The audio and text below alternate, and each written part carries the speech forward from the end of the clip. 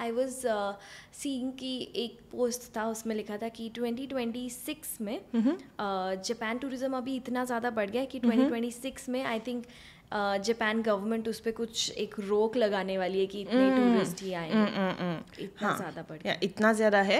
And actually in some places लोग इतने ज़्यादा है कि चल नहीं सकते। जैसे क्योतो का थोड़ा सा मतलब चौड़ा नारो रास्ता जो है, वहाँ पे लोग इतने बढ़ गए कि चलना भी मुश्किल होता जा रहा है। मतलब shopping. Are you serious? Yes. So you can Google over tourism Japan and कुछ photos tourism? या over tourism बोलते हैं कि you can see so many people.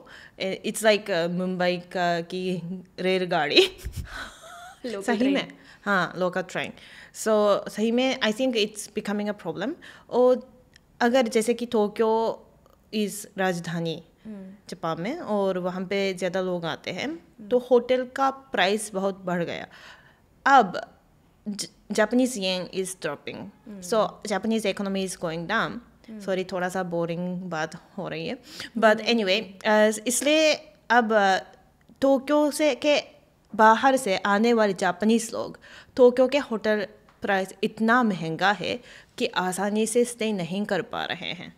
जैसे मैं इंडिया की if I think this in India, जैसे कि मुंबई का प्राइस इतना ज़्यादा है कि वो आई डोंट नो उड़ीसा से आने वाले जो इंडियन टूरिस्ट है मुंबई में होटल में ठहर नहीं पा रहे हैं। तो ऐसा सिचुएशन हो रहा है जापान में। सो आई थिंक हाँ, थोड़ा मुश्किल होता है, पर we are most welcome Indian tourists.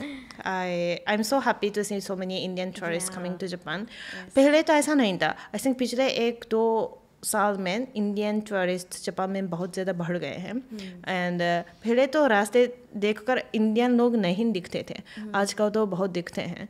और मुझे तो हिंदी भी समझ में आती है, इसलिए हिंदी बोल रहे हैं। So yeah, it's nice to see so many Indian tourists in Japan.